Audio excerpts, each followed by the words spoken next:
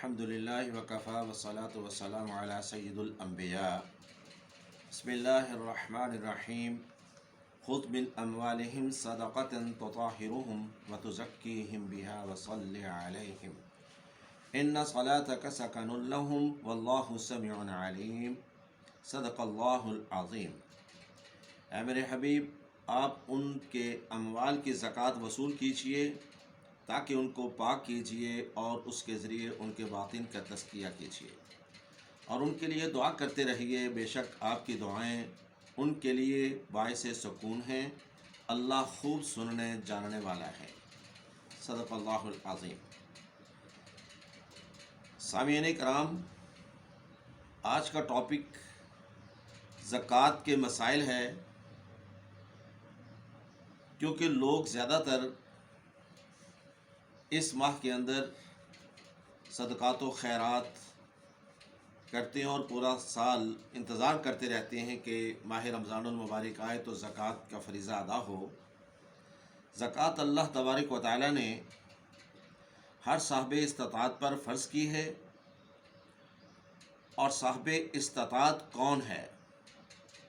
صاحب استطاعت وہ شخص ہے جو 4 چیزوں میں سے کسی ایک چیز پر نصاب کے مطابق مالیت رکھتا ہو، مثلا سونا اور چاندی، زمین کی پیداوار، مال تجارت، اور چوتھی اس کے پاس جانور ہوں۔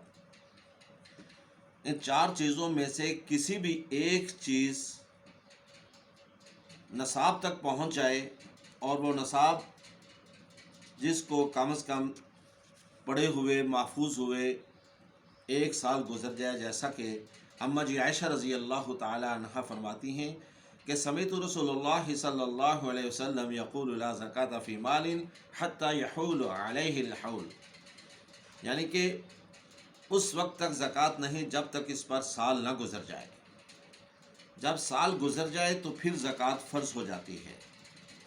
اور ساتھ ساتھ یاد رکھتے جائیے گا، زکوٰۃ ادا نہ کرنے والا، اس کو قرآن مجید نے کافر کہا ہے، اور وہ مستحق عذاب ہوگا۔ امام طبرانی لکھتے ہیں کہ جو قوم زکوٰۃ ادا نہیں کرتی وہ قحط سالی کا شکار ہو جاتی ہے۔ اب آتے ہیں نصاب کی طرف کہ بالحاظ وقت، قیمت، وزن کتنا ہے۔ سونے کی زکوٰۃ 7.5 تولہ سونا پر زکوٰۃ فرض ہو جاتی ہے۔ سونا کو محفوظ ہوئے کم از کم 1 سال گزر جائے۔ اور اسی طرح چاندی کی زکوٰۃ ہے، 52.5 تولہ چاندی جب انسان کے پاس ہو جائے اور اس کو سال گزر جائے تو اس پہ 2.5% ہے، یعنی کہ 40واں حصہ ہے۔ اسی طرح کرنسی، احادیث سے ثابت ہے کہ کرنسی کی 52.5 تولہ چاندی کی مالیت کے برابر اماؤنٹ ہو تو اس پر 2.5% یعنی کہ 40واں حصہ ہے۔ اور اس 40ویں حصے کو نکالنے کے لیے بہترین آسان فارمولہ جو ہے وہ یہی ہے کہ 40,000 روپیہ اگر کسی کے پاس ہوں تو اس میں سے 1,000 روپیہ زکوٰۃ ادا کرے گا، اور اس طرح 80,000 ہوں تو 2,000، اس طرح جتنے بھی اماؤنٹ ہو اس کو 40 پہ تقسیم کر دیا جائے تو جو جواب آئے گا اتنی ہی زکوٰۃ وہ ادا کرے گا۔ یہ تو زیور کے بارے میں تھا، اور چند نظریات پائے جاتے ہیں زیور کے بارے میں کہ جی زیور جو استعمال کیا جائے اس پہ زکوٰۃ نہیں، یعنی کہ استعمال ہونے والا زیور اس پہ زکوٰۃ نہیں ہے۔ قطعاً ایسا نہیں۔ نبی صلی اللہ علیہ وسلم کے پاس ایک عورت آئی، اس کے ساتھ اس کی بچی تھی، جس نے 2 سونے کے کنگن پہنے ہوئے تھے۔ حدیث کے لفظ ہیں مسکاتان غلیظتان من ذہب، سونے کے 2 موٹے موٹے کنگن تھے۔ تو آپ صلی اللہ علیہ وسلم نے اس سے پوچھا اتعطینا زکاۃ ھذا، زکوٰۃ اس کی ادا کرتی ہو؟ اس نے کہا کہ لا، نہیں۔ تو آپ نے فرمایا کیا تو پسند کرتی ہے کہ قیامت کو سوا غین من نار، جہنم کے یہ دونوں کنگن بنا دیے جائیں؟ اسی طرح اماں جی عائشہ رضی اللہ تعالی عنہا کی 2 चांदी की अंगूठियाँ थीं। आप सल्लल्लाहु अलैहि वसल्लम ने देख कर फरमाया, आयशा इसकी ज़कात अदा करती हो? तो उन्होंने जवाब दिया कि नहीं या रसूलल्लाह सल्लल्लाहु अलैहि वसल्लम। तो आपने फरमाया कि अगर ज़कात अदा नहीं करती तो हुआ हस्बुकी मिनन नार, जहन्नम के लिए, जहन्नम में ले जाने के लिए यही 2 अंगूठियाँ ही काफ़ी हैं। यानी कि इतनी वईद है। इसका मतलब हुआ कि इस्तेमाल होने वाला जेवर भी उस पर ज़कात है अगर वो नसाब पे पहुंच जाता है तो। अब नसाब जो है वो 7.5 तोला सोना। कई लोगों के जहन में ये है कि जी 7.5 तोला मुस्तस्ना है, कतन ऐसा नहीं। 7.25 तोला मुस्तस्ना है। 7.5 तोले अगर पूरी मालियत होगी, सोना वज़न पे आ गया, तो वो सारे सोने पे 40वां हिस्सा अदा करना होगा। और इसी तरह चांदी 52.5 तोला या चांदी के बराबर मालियत अमाउंट पहुंच जाए, 52.5 तोला चांदी की मालियत के बराबर, तो उस पे ज़कात 40वां हिस्सा फ़र्ज है। ज़मीन की पैदावार में अजनास पे गंदम, मकई, चावल, बाजरा, सूरजमुखी, कपास, गन्ना, ये तमाम अजनास, इन पे अगर 18 मन हो जाएं तो उन पे उशर है। उशर उस पे है जो बारिशों की वजह से, दरियाई पानी की वजह से सैलाबी कैफियत में सैराब होती है, उस पे उशर है, 10वां हिस्सा है।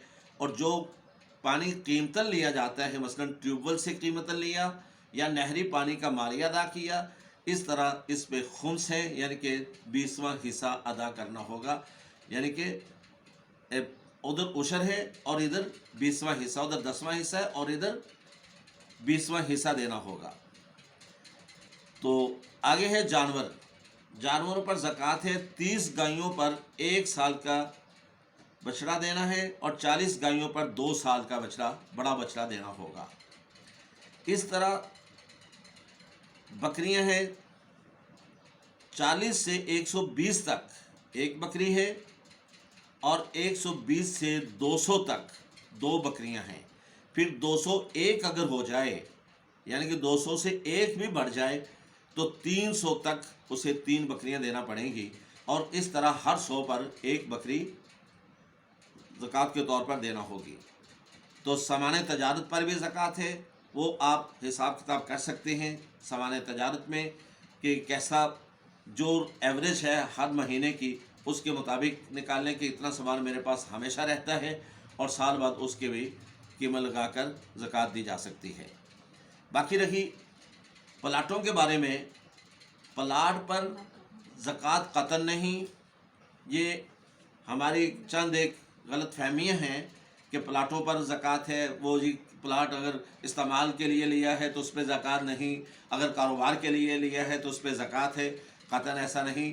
प्लाट को जब फ़रोख्त करेंगे तो उसकी जो कीमत है उसको भी साल हो जाए तब जाकर उस पर ज़कात फ़र्ज़ होती है, वगरना नहीं। इस तरह किराए के मकानों के बारे में है कि किराए के मकान पे ज़कात है, भी उसके किराया जो इनकम होगी उस इनकम को भी साल गुजर जाए तब जाकर उस पर ज़कात फ़र्ज़ होती है और यह ज़कात अदा करना होगी।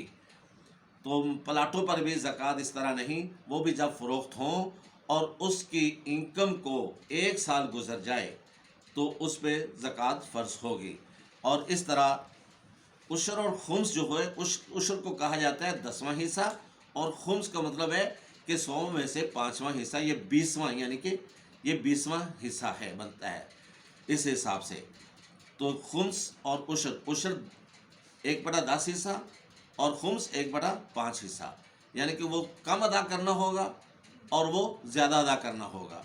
इस तरह ये कन्फ्यूज़न भी दूर कर लेनी चाहिए। तो ये थे मसाइल ज़कात के बारे में, और ज़कात की बड़ी सख्त वाइद है।